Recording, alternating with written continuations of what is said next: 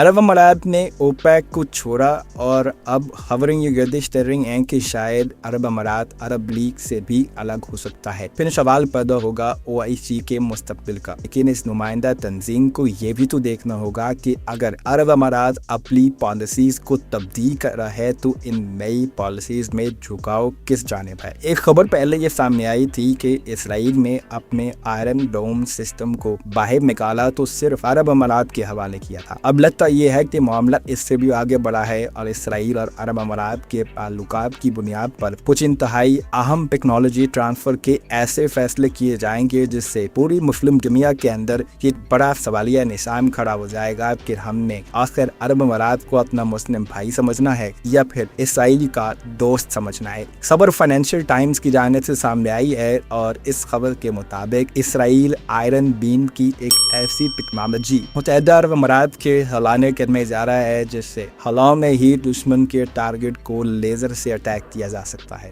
एक ऐसी टेक्नोलॉजी होगी जिसमें मिसाइल और ड्रोन इस्तेमाल नहीं करने पड़ेंगे बल्कि दुश्मन की तरफ से आने वाले मिसाइल को ऐसी लेजर बीम के जरिए टारगेट किया जाएगा जो लेजर बीम सीधा टारगेट के ऊपर जाकर हिट करेगी और इसके नतीजे में हवा में ही दुश्मन के मिसाइल को खत्म कर दिया जाएगा। ये जानना इंतहाई आम है क्योंकि ईरान की जानिब से अमरीकी बेसिस पर अरब अमारात ने मुसलसल हमले किए जा रहे थे। दोबारा जंग शुरू होती है तो खदशा यही है कि सबसे ज्यादा नुकसान भी अरब अमारात को ही उठाना पड़ेगा। और इससे पहले इसराइल में अरब अमारात के लिए अब लेजर टेक्नोलॉजी का ऐलान कर दिया है, जिसके बाद एक बड़ा सवाल ओआईसी के मुस्तकबिल पर खड़ा हो गया है कि आने वाले चंद हफ्तों और चंद महीनों में ओआईसी का मुस्तकबिल क्या होगा। क्या मुस्लिम ममालिक को बैठ कर ये फैसला करना होगा कि हमें इसराइल से किसी सूरत दोस्ती नहीं रखनी है, क्योंकि ईरान की जानिब से मुतालबा किया जा रहा है कि अगर पूरे अरब और खलीज के खित्ते ने एनपीटी पर साइन किए हैं तो फिर इससे खास तौर पर इसराइल को क्यों इस्तिस्ना दिया गया है।